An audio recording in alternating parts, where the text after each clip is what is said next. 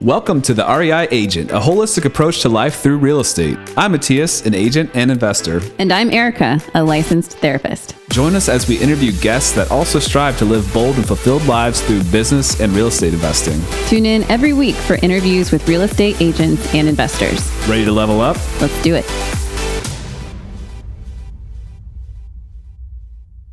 Welcome back to the REI Agent. It is a warmer day for the first time in a while. We've had a long winter. The time of recording this is February the 24th, and it's making me feel ornery. Oh my word. To both of those things. Yes, the sun is out, and yes, Mattias is in a rare form right now. Very energetic, which our son was also this morning. So maybe it is the weather. Maybe it's just like, thank finally God. Yeah, we've had a longer winter and ready for it to warm up. I always am hesitant at this stage in particular. Again, this is going to come out a couple weeks after this recording or the time of recording. But it's always, when you have a nice week and it's warm and you're like, kind of like, oh, I can go out on the deck. Maybe I'll have a beer out on the deck. That'd be fun. Mm-hmm. And then there's like a snowstorm like the next week. You're like, come on, no more. Yeah. See, this March I have a lot of feelings about March. My birthday's in March and it's the week after spring starts. And so in my head, I'm thinking, well, it's springtime. So it should be a beautiful birthday. And it never is. Almost never. It's always usually very cold. Sometimes there's snow, but can almost never go outside on the deck. And so I've tried to plan. Sorry, I just cut you off. Well, all I was just going to say is your birthday is in September, which is always absolutely gorgeous. Such gorgeous weather. I'm very jealous.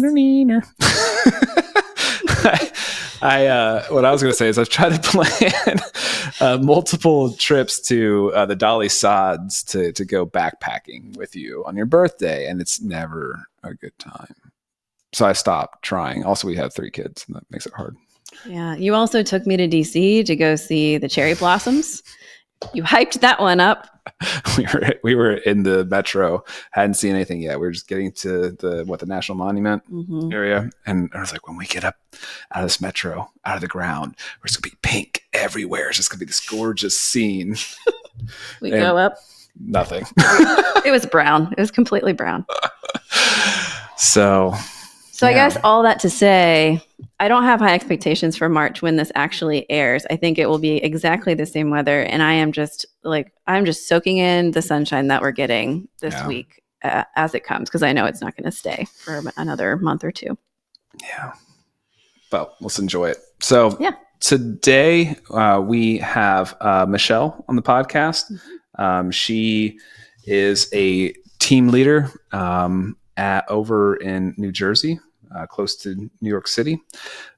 She has a lot of experience, a lot of wisdom to give to us, including kind of the dynamics that happen when you are kind of creating a team and how to think about when you have reached that level of success that you need to kind of expand, and how can you kind of focus on your own personal happiness. Mm-hmm. Yep. An interesting piece to her story. She comes from an arts background prior to joining the real estate field, and that still plays a large role in her life today. Yeah, so without further ado, here's Michelle Mumoli. Welcome back to the REI Agent. I'm here with Michelle Mumoli and my lovely wife, Erica. I figured I should introduce her too. How are you, Michelle? Hi, guys. Good. How are you? We're doing great. We're doing great. We just got a CrossFit workout in, so I'm feeling a little extra ornery, but yeah. How are you? I did not just get a CrossFit workout in, but I probably should. But I'm great. I'm great. Michelle, you are a realtor out of New Jersey. What part of New Jersey? Is this like close to New York City or? Yeah, I am literally right across the river from New York City, and Mhm. I service around an hour commute to New York City, and that radius is a massive radius because we're one of the most densely populated states in New Jersey. And so we are a direct front door to the Manhattan market. So for people who cannot really afford the space or need more space in Manhattan and the boroughs, they come to New Jersey. Sure. Yeah. So do you cross over into New York as well? Or do you have license over there? Or you just stay in I do specialized? not. I stay in my state. I stay in New Jersey. It's interesting. I have kind of a line too that I don't cross typically in my area. And, I'll go further some directions, but there's a one direction I just kind of stop. And it's Why not is just a that? state line. It's just a different market. It's Charlottesville. I will travel an hour north, south often. But when I get over to Charlottesville, it's just for some reason, I haven't sold anything in there yet. Mhm. It might be a similar kind of thing where they have a really strong market. They have a really, lots of great agents. And it just, for some reason, I've never gone over there, but Also Gotcha. interesting. I don't know if this has anything to do with that, but it's geographically, we're in a valley, so north and south, but to that's get to true. Charlottesville, you go over a mountain. Oh, so that is like almost like a natural dividing line. Yeah, kind of like the river that you're talking about. Yeah, Yeah.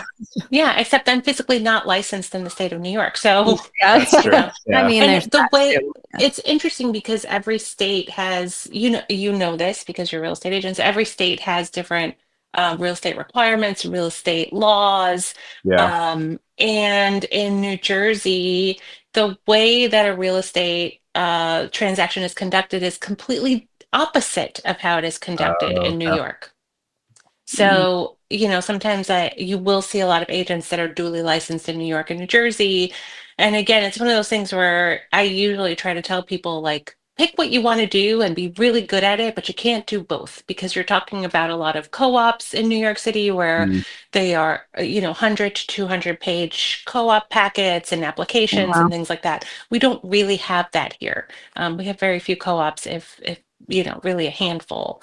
Um, and so it's just a totally different way of doing business. And we're an attorney state. So that's a lot of things, something that a lot of states are not attorney states. So Mhm. a lot of people don't know that.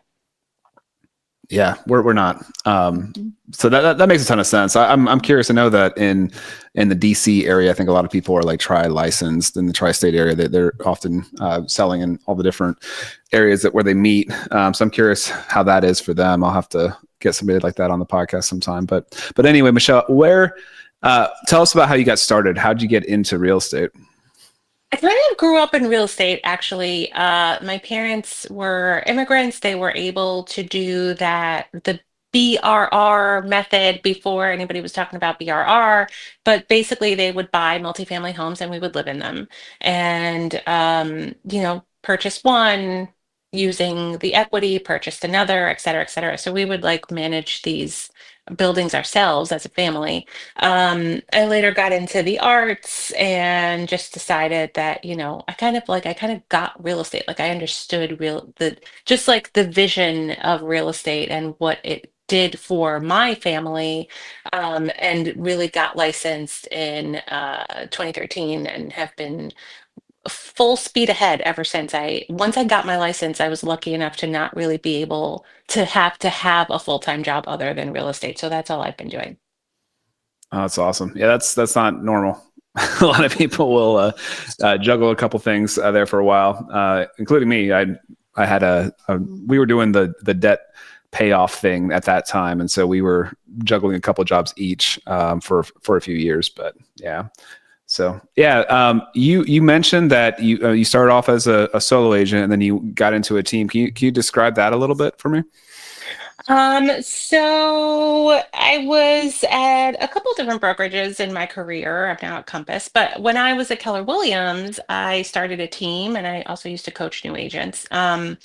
And that's sort of the need arose from, I think when you walk into some of those brokerages of that nature, they'll give you like a book that somebody wrote, and at that time when you walked into Keller Williams, they would give you the millionaire agent handbook, which is amazing for what it has had for that time, but also amazing because it does kind of give you like a mini MBA, right? Like if you're doing this much, this is how you have to scale. If you're, if you're doing this many deals, this is your infographic on all of the people and the team org structure that you need to have, which is great.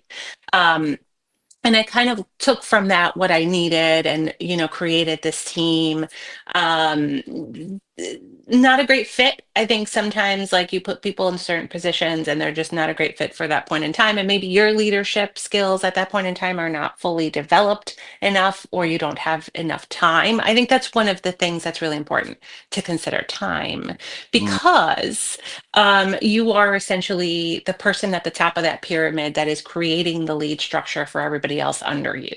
And so, yes, it's great and they can bring leads to the table, but at the end of the day, they're looking to you for that mentorship. They're looking to you for the one-on-one, the accountability has to be there. And so now in having this team at Compass, there's so many different things that are already dealt with on the Compass end that you don't really have to do in terms of platform wise and CRMs. You don't really have to like relearn the wheel, but you still have to have that accountability with the people that you are working with on your team, because when you don't have it, um, they don't show up. Like people, somebody said something very interesting to me one day where they said there's very few leaders in this world and there's a lot more followers. So if you lead really well, people will follow you. And those were really amazing words that just kind of have stuck in my brain through different periods of time in my career and my expansion of a team. And so when you lead, people will follow exactly what it is that you are modeling to them. And that's something that's really important for people to remember when they're like building a team of anything. You could be building a construction team, you could be building any type of business, because this is your own business. I wanted to go back just for a second because I'm thinking, you have, it sounds like two sides to you that you've developed quite well. One being your love of the arts, which I'm really curious about because it requires a lot of creative mind, and I'm curious how that still is used by you, or if you do, if you're into that at all anymore. And then kind of this business side, which I know we're focusing on more today, but can you speak more to the film, the arts, that piece of you, and how that is still a part of you now? I think on a visual level, right? It's aesthetically, walking into a listing presentation. I think the first thing that somebody and asks me is, what do I do to this space to make it look better? So that's like the first thing, is like the mise en scene of the whole thing, of putting together this story of this condo or this house or whatever it is that I'm selling to make it look appealing to a buyer. But aside from that, it's really coming from like a non-corporate world, my problem solving mind. So everything that I look at is probably not the way that somebody else who may be in a more corporate thinking structure might be looking at something to solve a problem. And there are problems, as you know. There's no deal that is like any other deal. I say that to every single buyer that I encounter, because they're like, is this normal? And I'm like, nothing is normal. There is no normalcy to the business, that most buyers really don't need to know about the ins and outs of what we do on the back end, because we present this really amazing, at least for me, a concierge type service, that it's like, don't worry about it, it's been taken care of. If you have been brought into the fold and someone mentions something to you in the transaction and you don't know what it is, it's probably already been taken care of, so don't even worry about it. But it's looking at things from different ways of creatively solving a problem that somebody who may not have been in the arts may not be thinking about it that way. And that I really played such a crucial role in my success in this business, because again, looking at something like it's a brand new puzzle every single time. Yeah. That's a good way to describe that. And you're so close to so many different museums and art and theater. Do you explore any of that aside from the business side? All the time, all the time. I mean, it's like right here at our fingertips. New York City is literally like 2 miles away, So Yeah. anytime that, you want to go see something that is culturally impactful, you go. But also, New Jersey has a lot of very prominent cultural establishments as well. So there's always, that is actually my downtime, is like getting out of the problem solving mode and just going to see, a beautiful art show. Or a lot of my friends are artists, so just hanging out with them and literally just decompressing is beneficial to my brain. Yeah, oh, I love that. Help us get to know just how you are, how you function. We recently took the Clifton Strengths test. I don't know if you've heard of that. Mattias and I did, and it's a personality assessment, but it helped us understand how we naturally, like what qualities we naturally lead with and what we don't per se, and then how we work together. And I'm just curious for you, how you would describe how you naturally lead, what qualities come out naturally for you, what's been more of a learning curve for you. One of the amazing qualities that we have as business owners is that we carry our name with us. Our name is our reputation, right? And so delegating, when it comes to how you are going to let someone else take a lead, a lead or a listing or something that has to do with the business, is really crucial.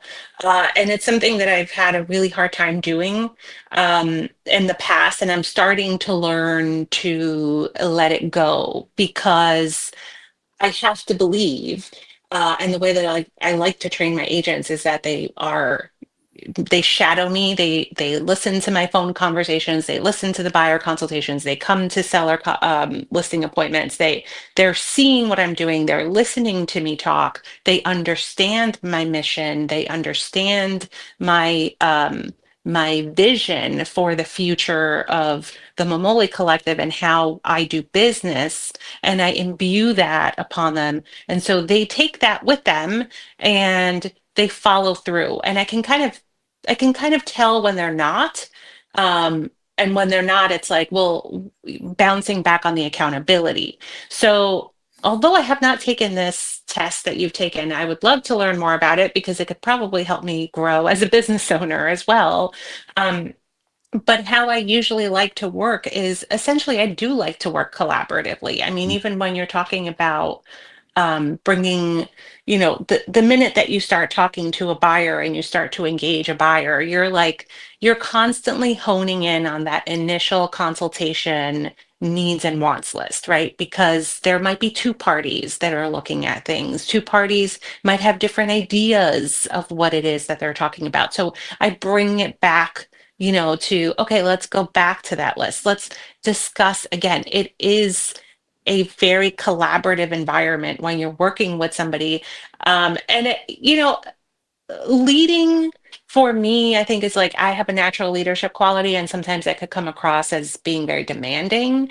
But I think that word demanding and women in the same sentence has gotten a really bad connotation, like, oh, she's a woman and she shouldn't be demanding, but it's our business. And so we need to be demanding. And so we're not seeing the results that we want.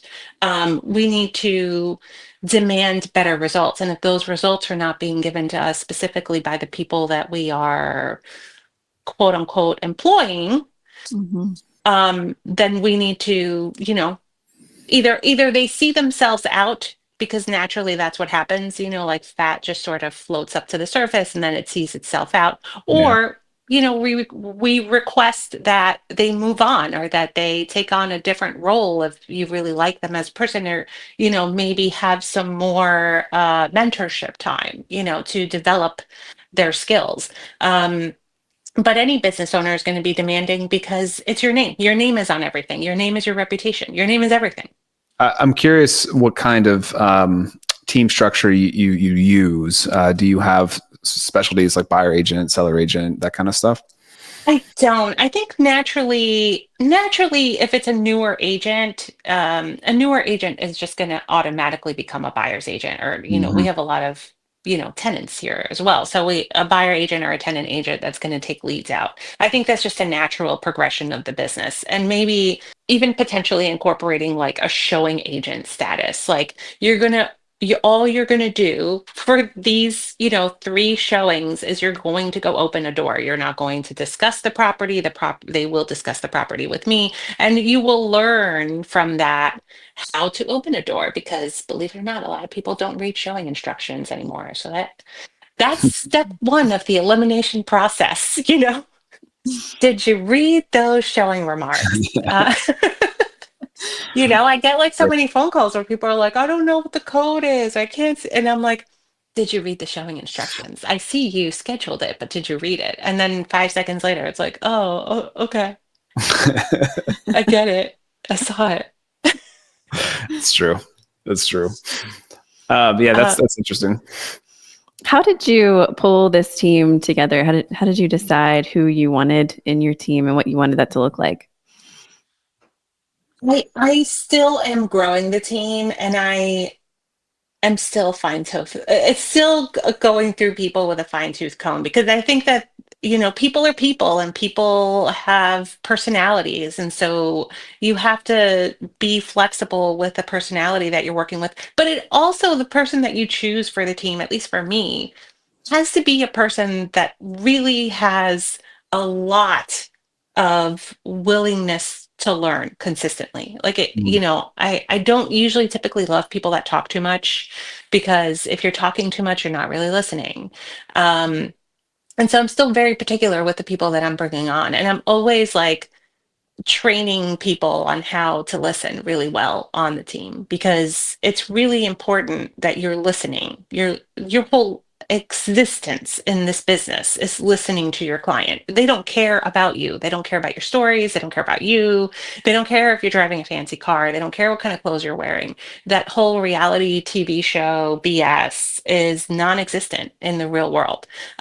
All they care about is that every single time they tell you something, that you've made an adjustment on what it is that you're showing them, or that you're listening to them, and now something else is coming to the table that is going to benefit them, because that's it. That's the whole job. It's client focused. Mm-hmm.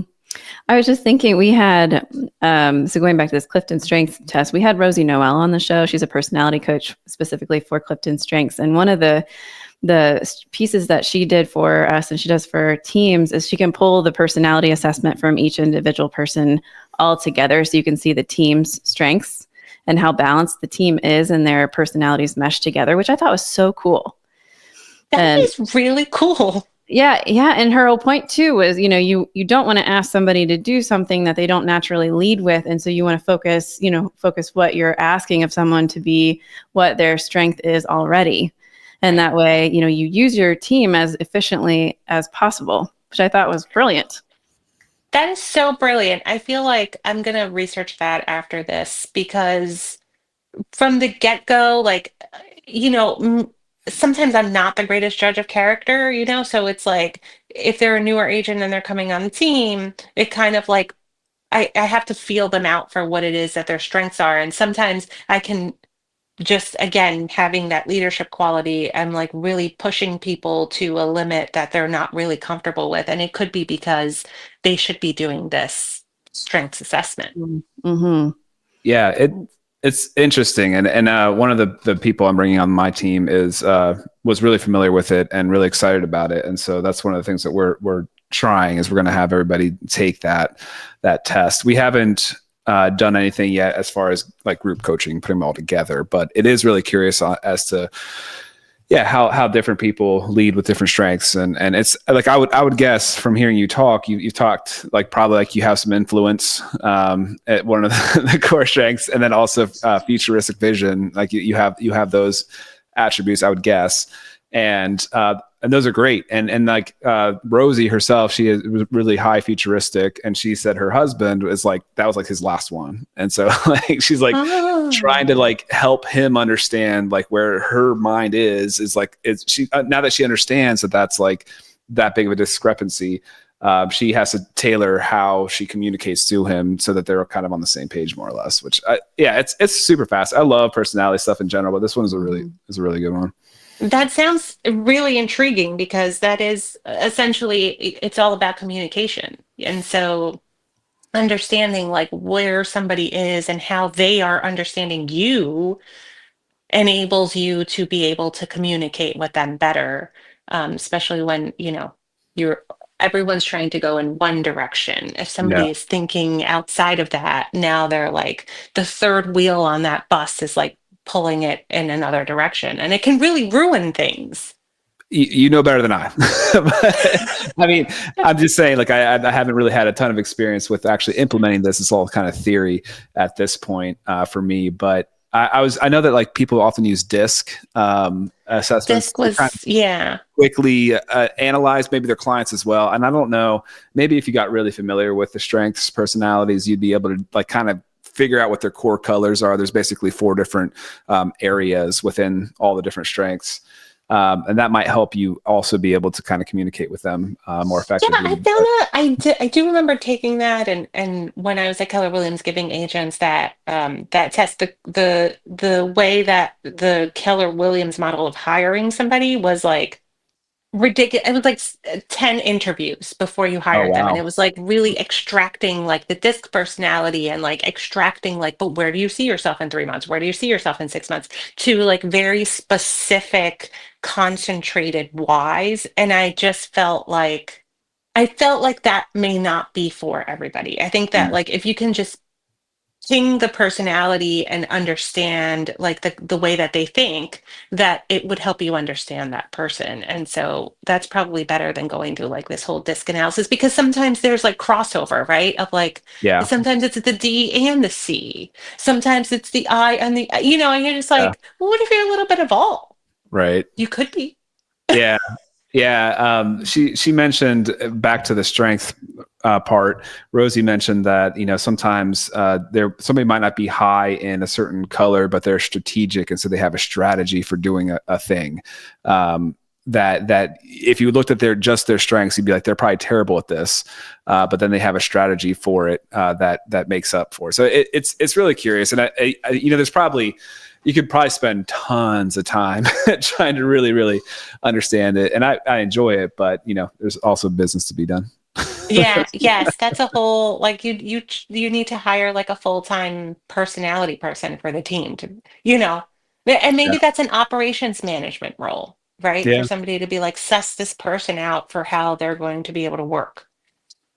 Yeah. Yeah, totally. I Again, think, future vision. yeah, exactly. Well, I just had somebody talk to me about it, about their team, and they had a meeting where it seemed like everybody was just super analytical in the group, and there was none of the relationship piece. And so like I think it just sounded like it was everybody was just kind of not fighting, but they were not communicating in a way that was building a relationship together.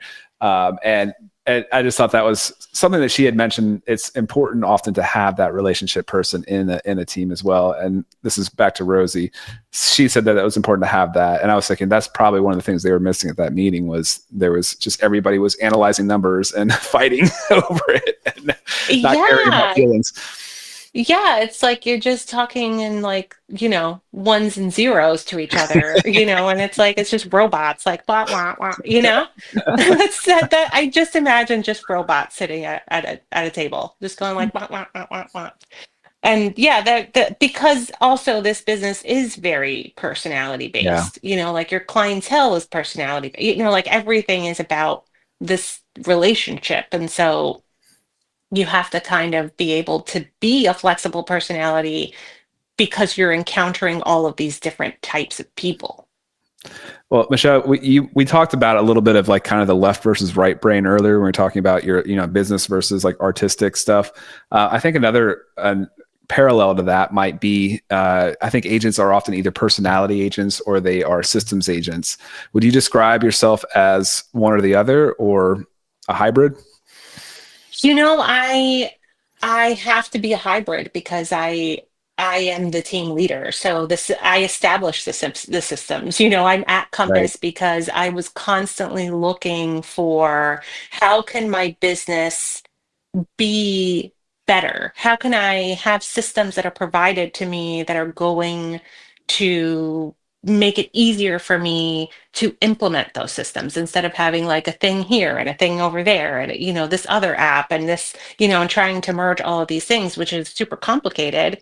So I'm a little bit of both, even though I don't love doing it. I didn't love sitting down and writing an operations manual. I did not love that. It was like my brain was like, no, not now, and I Yeah. was like, no, I have to like sit here and I have to do this and I just have to get in the zone and write like a 35-page operations manual. That's just what I have to do. And in that operations manual, it's like now I did it and now it's done, but I'm still like in my head, like I'll go back to it and tweak it whenever I do something. I'm like, is that in the operations manual? Because that, when created, makes everything else just so much smoother for your life. Mm. Where you're like, now I can go out and like be free. I love doing events. I'm like such a people person. Like people just re-energize me.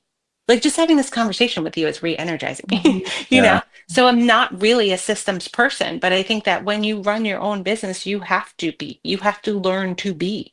Yeah. Mm-hmm.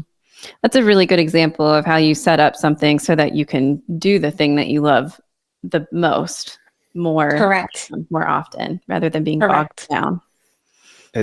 It also reminds me of I think it's Jocko Willink says discipline equals freedom. And it's often something you run away from. You run away from like the discipline of whatever. This is like operations manual. That's discipline to write that down. But what you find after doing it is it actually frees you up more. And so if you, or like intense scheduling, like that's been a focus of ours here recently, is like we have a meeting every week basically to go over our weekly schedule. And then I am trying to, carve out a certain amount of time, at least once a week, to write a book and, all these other things. And if you don't have that initial extra discipline, you will just get lost in the shuffle. And yeah, I think that's another really good theme of, discipline can equal freedom. If you have some intentionality and you plan out a little bit, you can find yourself to be more free. Absolutely. I think like a couple weeks ago, the statistic came out that 74% of agents didn't close a single deal in 2024. And that Wow. is a ridiculously high statistic. And the reason for that, I think, is because there are these external influences of like reality TV or these brokerages that are like, you could get your real estate, be a real estate agent here and make 90% of your commission. And it's like, that's all fine and great.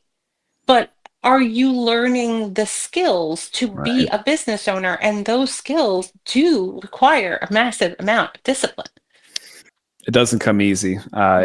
It's something that, you have to take massive action. You have to show up over and over again to see the results. That's an understatement. That's an understatement. Saying showing up again and again makes it seem so easy, because somebody will be like, well, I go to all the trainings. Right, you go to all the trainings, but are you like implementing these things? Right, you go to all the trainings, but are you like really listening? Right, you go to all the trainings, but like what are the conversations that you're having with your people on a regular day-to-day basis? Like I don't walk into any room anymore and someone talks to me about, I mean, they could talk to me about a lot of things, but the first thing they say is like, how's the real estate market?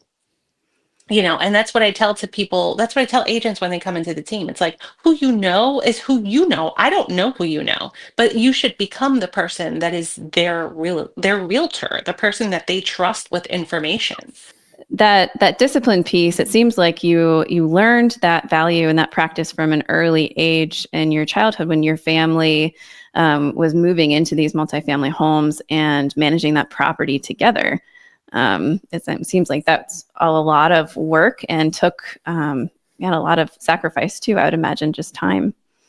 Yeah, I think that the work ethic really does come from then because there's never a time when they weren't working, like it was like there were no real summer vacations. It was like, here's a paint bucket, you're bored, go pick up a paintbrush, go pick up a bucket, go clean something, like go do something that is like going to, garner some sort of like, you know, uh, work back into this thing that we're trying to develop here. Like don't just waste your life. But there was a long time before I became a realtor when I was in the arts that I was a little freer of that discipline. And I didn't see much of an income from that. Like, Sure. and I think that it was like lacking the income and wanting to live a better life that led me to the decision to do this for a living. It was like, I know real estate. I should just go get my real estate license, obviously, like, and and I will work up to it. But I will say that I didn't really start making enough money to like pay a mortgage until I was probably in like year 4 of this business. It was a lot of just like understanding people and understanding motivation and a lot of learning and a lot of mistakes, in terms of like who I decided to pursue as a client. And maybe sometimes those weren't the best relationships to have. But yeah, I mean, yes, to make the super long answer I just gave you shorter, yes, it was. It was my family's work ethic that sort of has led me here. I tend to try and give him space to ask all the real estate stuff because I could talk to you forever about growing up and your family and the arts. Because I am curious too. And now this is me making a little bit of a jump. So you tell me if this is true or not. But growing up in a family that worked so hard all the time and maybe didn't take as many vacations, it made me wonder what it's like for you, or if you've ever felt like you've had to earn the time spent relaxing or doing nothing, or if that feels as productive to you as work. It's a great question. That's a really great question. I oftentimes have to put my phone on silent. So there's times that I have never gone on a vacation where I haven't at least answered emails at least 3 or 4 days. If it's a 7-day vacation, it's 3 or 4 evenings that I'm like, going back to emails and answering them because I'll have an away message, but it'll be like, I'll get back to you in a couple days. But I oftentimes have to set the time to not answer the phone. Um, Dinners, right? Times with friends, I will literally put my phone on silent. I will put it in a pocket. I will make sure that I give them my undivided attention. And these are things that I have to structure that time. If I don't structure that time, I'll work. I'll answer. I'm like, I think like Christmases, I've answered emails, or I'm like trying to fix a problem or try to tackle a challenge. And if somebody answers me on the other line that I need an answer for, I'm like, great, it's Christmas. Otherwise, I'm thinking to myself, like, well, I'm sitting, I'm not actively Right. doing anything, so I can answer an email or I can make a phone call. Yeah, it's hard to shut that off. It It is. really There's no is. clear line with being an agent. It's just all the time. And so when there is something that seems obvious, like Christmas, to stop, it's just yeah, hard to really shut it off. I think that also the smartphones haven't really helped that at all. Like we have everything bombarding us, right? So like I think the focus modes are something that I want to like tackle and really get better at. I recently had a special focus mode for a particular person. and I turned it on if it was in the evening or in the weekends, and I didn't want to get riled up. It went so far that it took out text messages of on my message, iMessages or whatever. It took the message completely out, and I couldn't even see it if I wanted to. Oh, wow. So that was. And because I had just gone down a little bit of a rabbit hole of like, how can you better maximize these focus modes? But I think that getting good at that is another technology skill that we don't really maybe think about as important when we get into real estate. We can maximize our CRMs, we can do all these different tech things, but then like, how do we actually build in like, do not disturb me for like this evening, you crazy person. That's so tough because I feel like even though they may be a crazy person, what like I would ping you back on that question and say like, what expectation did you set that you have one phone call with that person at 9:30 p.m. and all of a sudden now because your boundary was open, right? You opened that boundary. It was like, oh, I can call them at 9:30. Yeah, I mean, it was another agent. So it wasn't a client, first of all, but it was, yeah, I mean, there was definitely, I mean, there was periods of time where there was definitely texting, mostly just in the evenings. And, you know, I think we often fall into that trap a little bit, but yeah, it's just when things got not pleasant that I was like, I got to take drastic action. Yeah. But I hear you both saying it really takes something, an intentional choice to set up a system so that you can draw a boundary, because your job, just the nature of it, is not going to set it for you. Yeah. And no, because I mean, we are on their schedule, if you really think about it that way, right?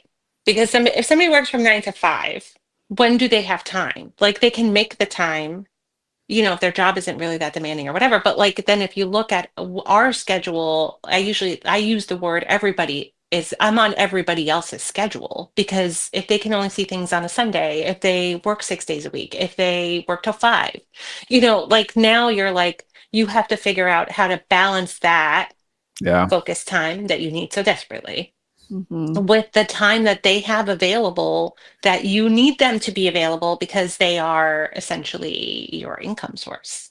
It is a tough balance. But sorry, I cut you off. No. That was great.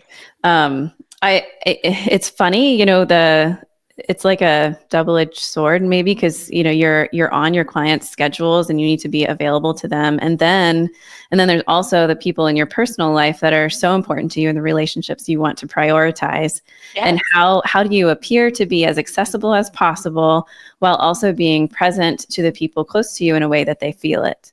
And I think that is just like the giant dance of the real estate agent life. Yeah, that's the $1 million question, because I think everybody knows. I think, you know, what's funny is, like, one of my best friends is also a very, like, high functioning, like, high level real estate agent.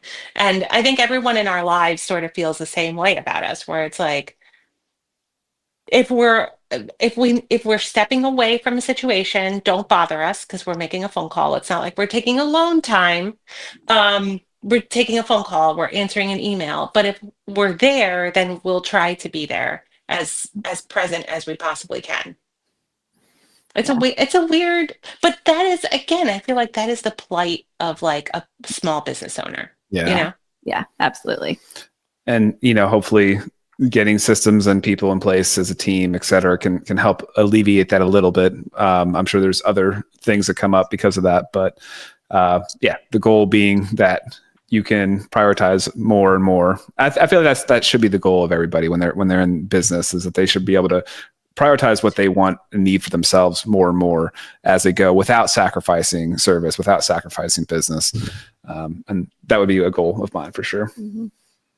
Yeah, I think I think another thing that a lot of real estate agents aren't talking about when they're talking about building a team is, what is your legacy? What is the legacy of your business, right? Because you could go full throttle for I'm not going to age myself. I won't date myself. I refuse to do that. But, like, you could do this till you're dead. You could literally do this until you're dead, because you're a 1099 employee. You know, you're your own business, right? So you could do this until you're dead, but how do you not do that? And I'm not talking about some, like, 7th level whatever, but I'm talking about a way to, like, build your business, get it to where you want it to be, and be able to be surrounded by a group of people that are supporting you, that you trust, to say, okay, I'm going to maybe go somewhere warm for the winter for 3 months.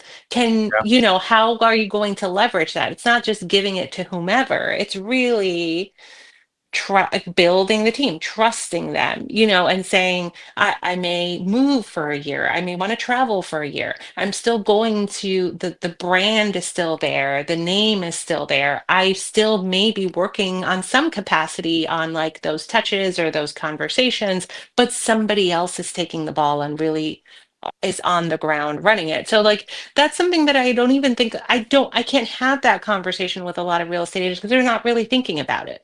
Yeah. Mm-hmm. And this is also, like, that precludes, you know, people that have their kids on their team, because if you have, like, a family member on a team, and not even husband and wife either, because let's just you're not going to, like, your legacy is not going to be left to the other party. It's like, you want to leave the legacy to somebody else so the two of you can enjoy your lives, you know? Yeah. No, it's very true. I do have to ask if you have a fundamental book, or maybe a favorite book you're currently reading that you'd recommend people to read. Um, right now I've been reading snippets from Atomic Habits, which I think Yeah, is really great because it is talking about so much about discipline and like, and I think that anything that's like mindset related of like there are no losses, right? There's no such thing as a loss in this business because as soon as if you don't have enough in the pipeline that you are lamenting a deal that fell through, or you are, lamenting one little component of something, deals fell through. People say no, we're in sales, right? Like that's just right. our business. Next, what's next? What are you doing? Why? Learn from it, pick it up, keep moving. But I think something that has always been very top of mind for me is how to win friends and influence people, right? Because Yeah, everyone, very specifically in the business that we're in, I only do referral business. I don't cold call. yeah, So everyone that I know knows that I'm a real estate agent. Everyone that I have ever encountered, knows that I'm a real estate agent. And it's not from being this super salesy person. It's from providing them with a service and information and education. And that is the helpful component of how like it all comes back to um, your life as a whole pie as this, person doing this type of business. we should have a special noise when they mention when a guest mentions how to win friends and influence people. Like I should have that on because like that's the one I have. Erica probably was laughing when you said it because like I've wanted to give that secretly to people Yeah. multiple times. Maybe it just shows up in their mailbox one day, and hopefully. But it was a big one for me. I lived in Germany for a year, and they have a very abrasive, not abrasive, but like it's more confrontational. The culture, it's you don't avoid conflict, you don't avoid the acute angle, and so I coming back from there and just kind of just me in general who I was, I just really I read that a bunch of times before I had any idea I was going to be a real estate agent. I just felt like it was really a good book, really fundamental. I feel like it's maybe even like a American culture, like business book 101 kind of, I think anybody could benefit it. It probably wouldn't work perfectly in other cultures, but I think here if you want to understand the way business works here and kind of the culture around it, it's a really, really good book. And I also feel like a lot of younger people that are inheriting businesses from their parents haven't really read it. Like I've experienced, two generations of like, somebody that I'm doing business with and having the old world, Mm-hmm. person who owns the business who's it's almost like a very natural thing that comes to them, and then having to interact with like the junior that's coming in and taking over that business, it seems very forced. And Mm-hmm. yes, I agree, I think they should read that book because there's something that's very natural about somebody who understands just like business demeanor and how you do business. And business is in nature a servicing type of platform, right? It's like, what do you need? I might have that for you. That's it. I mean, this is what it is. What Yeah. do you need? I might have that for you. And then you kind of like you're putting someone into like a role of taking over for that person, and sometimes it feels like they don't really get it. Like they're like really uncomfortable with a natural communication of I might have that for you. What is it that you need? I might have that for you. And it's like that is part of the influence. Yeah, I think, the seasoned real estate agents have built all of these micro skills that I don't even know if you've realized you've developed until you maybe see a newer, younger version that maybe hasn't learned this finesse. We joke about this in the therapy world too, the seasoned therapists that show up in like their sweatpants and are just like, give it to me. What are we going to talk about today? As opposed to the new ones that are, dressed to the nines and using all of their clinical jargon. You just, you build your flow, and it just, you don't quite realize how much a skill you're building until you maybe see somebody new who hasn't quite done that yet. That's very true. There's just nuances of vernacular. There's nuances of so many. I mean, really, there are so many things that I couldn't I wouldn't be able to pick it up. I wouldn't be able to say like, do this or mirror, just like general, common sense things where it's like, if you like someone, you start to mirror them a little bit, I don't think that people really understand that if they're not coming from a place of knowing that. So it's, it's just so many things. Yeah, absolutely. Totally. Michelle, if anybody is wanting to sell a house in New Jersey or just wants to follow your journey, what's the best place? Is there social media that they can follow you on? Yes, you can find me on Instagram at Michelle Mumoli Realtor or at the Mumoli Collective. And you can find me online on my website, themumolicollective.com. And you can Google me. I'm very easy to find. Wonderful. One of the other curses of being a realtor. Yes, indeed. Michelle, thank you so much for being on. It's been a pleasure. Thank you for having me on. I really appreciate it. Thanks for listening to the REI Agent. If you enjoyed this episode, hit subscribe to catch new shows every week. Visit reiagent.com for more content. Until next time, keep building the life you want. All content in the show is not investment advice or mental health therapy. It is intended for entertainment purposes only.